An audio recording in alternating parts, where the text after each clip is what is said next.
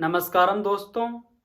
हवा में उड़ना बुरा नहीं है, लेकिन हवा में उड़ने के बाद में हमें जमीन पर पैर रखना आना चाहिए।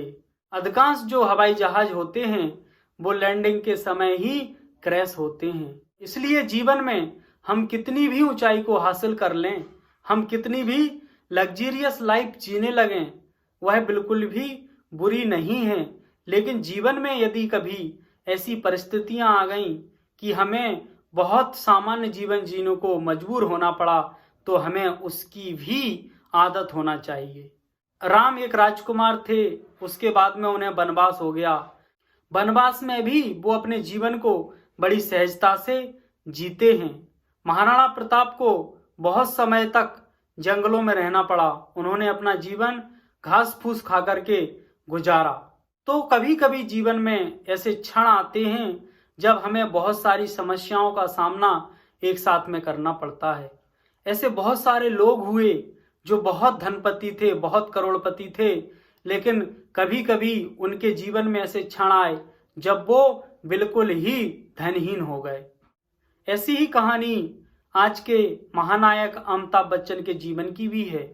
उनके जीवन में भी एक समय ऐसा आया था जब कर्ज वाले उनके घर पर खड़े होकर के उन्हें गाली देते थे और कर्ज चुकाने के लिए उनके पास में कुछ भी नहीं था।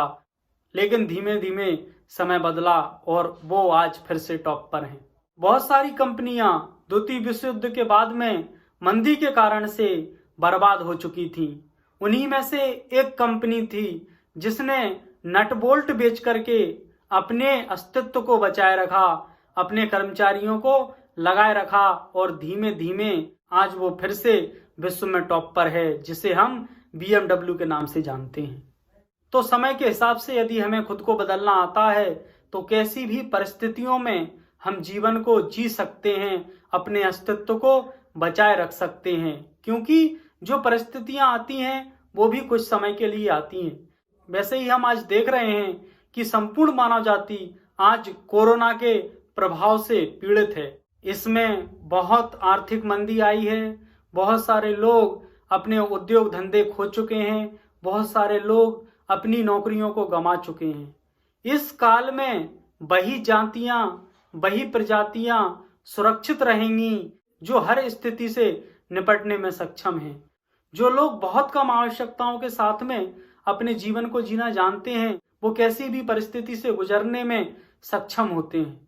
लेकिन जो समय के हिसाब से अपनी आवश्यकताएं कम नहीं कर पाते हैं, वो लोग ऐसे गड्ढे में गिरते हैं कि फिर उससे बाहर निकलना मुश्किल हो जाता है। सिंघम मूवी का एक बहुत अच्छा डायलॉग है जो मुझे बहुत अच्छा लगता है कि मेरे ज़मीर में दम है क्योंकि मेरी ज़रूरतें कम हैं। ये बहुत अच्छे शब्द हैं। पंडित श्री राम शर्मा आचार्य ने भी कहा था कि प्रसन्न रहने के दो उपाय हैं, एक तो आवश्यकताओं में कमी और दूसरा परिस्थितियों से तालमेल। तो बाहरी परिस्थितियां बदलना हमारे हाथ में नहीं है, लेकिन खुद को बदलना हमारे हाथ में है।